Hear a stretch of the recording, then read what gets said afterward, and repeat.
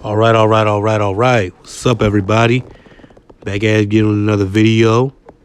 You know what I'm saying? Y'all go on ahead, click the like button, like this video, subscribe to the channel for more videos, and get into the comment section, give me more suggestions for ideas for videos. You know what I'm saying? I'm becoming a YouTuber. You know what I'm saying? I want to get big, make some money off this shit, man. You know what I'm saying? So support a young brother. Anyway, this video I'm doing, this basically is kind of like a follow-up to my last video I did on my YouTube channel. It's called The Greatest of All Time, Outkast, okay? And in the video, I touched on some things that I feel like I need to address right now. I stated some things in that video regards to Atlanta's hip-hop scene. I stated how the Dungeon family, Outkast, Goody Mob, Organized Noise, and, Jermaine Dupri and Ludacris a little bit, how they're the only original hip-hop artists out of Atlanta in terms of sound and style. Okay, and I stated how Atlanta's hip-hop scene, since its inception, has been copying other cities in the South. Okay, now you can't make statements like that without providing facts. So that's why I'm doing this video, because I got the facts on my side. You know what I'm saying? And look, it's nothing against anybody like Lil John or T.I. or Gucci or Jeezy or Thugger, anybody like that, man. There's nothing against them. They're talented. Of course, they're extremely talented rappers.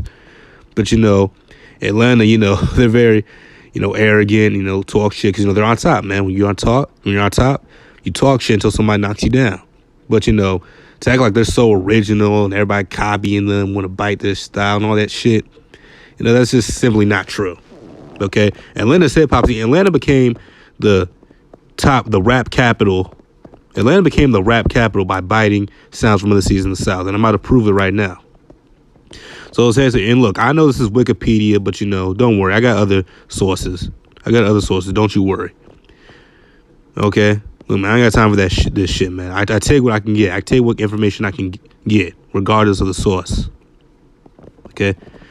Right here it says, in the 1980s and early 1990s, Atlanta's hip-hop scene was characterized by a local variant of Miami's electro-driven bass music, a.k.a. Miami bass, a.k.a. booty bass, which was made famous by the 2 Live Crew, with stars like Kilo Ali, MC Shy-D, Raheem the Dream, and DJ Smurf, later known as Mr. Kali Park. Okay? So, from the inception of Atlanta's hip-hop scene, they were copying Miami. They was doing, because in Miami was the top rap scene in the South at the time, the 2 Live Crew, the booty bass music shit, they were the top rap scene in the South at that time.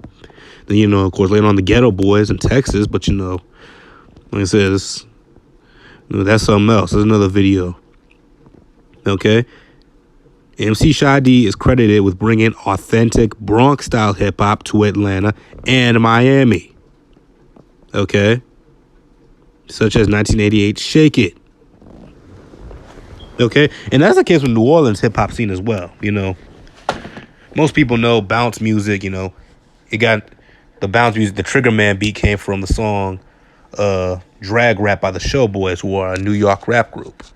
And I know y'all thinking, oh, but New York invented hip-hop, so of course everybody's going to take what New York did and, make their own spin on it. Of course that's true, but to act like Atlanta's so original and it's so different, all that shit, that's what gets on my nerve. Like I said, I went to Atlanta last year. It's a great city, man. Got love for people in Atlanta, but let's just be real, man. I'm just being real. Y'all hip hop scene since its inception, y'all been copying other people for a long time. That's why I stated in the video, the Outkast video, they along with the whole Dungeon family and Jermaine Dupri and Luda, are the only original artists come out of Atlanta, because trap music, and crunk music, that can be traced back to Memphis and Texas. Okay? And granted, I know, Future brought in the mumble rap shit and, mumble rap. You can kind of give credit to Future because, he was the first guy to rap using auto-tune. Before that, people were singing with auto-tune. So he was the first to start pure rapping with auto-tune. But I'll give Future a little love. But for the most part, the rest of these guys, man, like the Migos, acting like they invented that flow. The Migos flow, everybody knows the Lord Infamous flow. Lord Infamous is of 3 6 Mafia. He passed away a couple years ago. He had a heart attack, passed away. But, he was doing that flow in the 90s and early 2000s, way before the Migos, when them dudes were in elementary school, middle school. But, like I said, what's funny about that? About the Migos? They said that they were babies when 3 6 Mafia was doing what they was doing. 3 6 Mafia blew up on a national level in 2005. Okay? By 2005, the Migos, I believe Quavo and Offset and all those guys, they're like in their late 20s. I believe they're like 28, 29 years old. They were born in 91, 92. So they had been, 13, 14, 15 years old when 3 6 Mafia blew up. So, you know what I'm saying? But, yeah, just in case y'all don't believe what I'm saying from Wikipedia, here's a website. Here's a website, an article covering the Atlanta rap scene. It says here, the Atlanta rap scene, a look into one of the South's most monumental cities for rap music and how it continues to serve as a hub for hip hop. Like I said, Atlanta is a great city, man. It's a great, great city. Okay, but this is just telling the truth about Atlanta. Okay, in the 1980s, Georgia had a music scene that was gaining speed, but was mostly underground and local artists. Hip hop was introduced to Atlanta in the late 1880s, but didn't have an immediate resonance. It was labeled a variant of Miami bass or booty music. Okay, what we just read in the Wikipedia article. A subgenre of music that consists of heavy bass, kick drums, fast-paced tempos, and sexual lyrics, which that's what booty bass is in a nutshell. Okay, early Atlanta stars such as DJ Smurf, later on Mr. Collie Park, and MC Shy D, the latter of which brought Bronx-style hip-hop to Atlanta. Okay. Now this is a Wikipedia article on crunk music. Like I said, again, it's Wikipedia, but once again, you can get your sources from whatever. Okay. It says here, stylistic origins of crunk music, Southern Miami bass, bounce music, gangster rap, and Memphis rap. Bounce music, as we all know, is from New Orleans. Cultural origins of crunk music, early 1990s, Memphis, Tennessee. And for all you who don't know, if you have Netflix, please watch the series Hip Hop Evolution. Okay, in the latest season they posted, season 4, there was an episode called The Southern Lab, which they talked about the origins of crunk music and rap music in Memphis. Okay, and a lot of the Memphis rappers in that, La Chat and Gangsta Boo, DJ Paul, of course, the 3 6 Mafia. You know what I'm saying? I believe Tom Wright III was interviewed. 8Ball and MJG. All of them were saying the same shit. All of them saying the same shit. Like we were doing crunk music in the 90s, but we didn't call it crunk music. We called it buck music. Okay, and Juicy J stated that himself. He said back in the 90s, Memphis used to call crunk music, what we call crunk music or horrorcore rap music today, they was calling it get buck music in the 90s, late 80s, early 90s. And if you go back and listen to that shit, that's basically what it is. Okay? Let's see. Lil John is one of crunk's most prominent figures, the self-proclaimed king of crunk.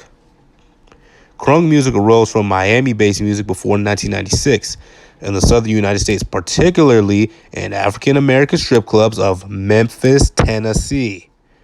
Memphis-based hip-hop group 3 6 Mafia were instrumental for the emergence of the crunk style in the mid to late 1990s, man. See, man, like, you gotta look this shit up and read, bro, and go back and listen to old music, man. Granted, it came out before most of us. I was born in the early 2000s, but like I said, I'm a hip-hop head. I come from a family hip-hop head, so it don't matter to me, but you gotta go back and listen to this shit. 3 6 Mafia had an album called Chapter 1, The End, their second major label album, Chapter 1, The End. They had a song on there called Get 'Em Crunk. So, all the other songs before that, goes into 3 6 Mafia, man. You gotta go listen to them, man. Break the Law, Tear the Club Up, Hit a Motherfucker, you know what I'm saying? Get 'Em Crunk, Weak Ass Bitch, the other old songs, before, they blew up in '05. Out there, quote unquote, underground shit. That's crunk music. That's buck music. Or as they called it, buck music. 2 mixtape DJs from Memphis, Tennessee, DJ Paul and Juicy J, started making their original music, which was distinctive with its spare, low BPM rhythms, simplistic chants, and erotically repetitive slasher fix textures. That's just getting into horrorcore shit. This duo soon became known as 3 6 Mafia, frequently featuring rappers such as Project Pat, Juicy J's big brother, Lord Infamous, DJ Paul's older stepbrother, and Gangsta Boo. Okay, now this is Lil John.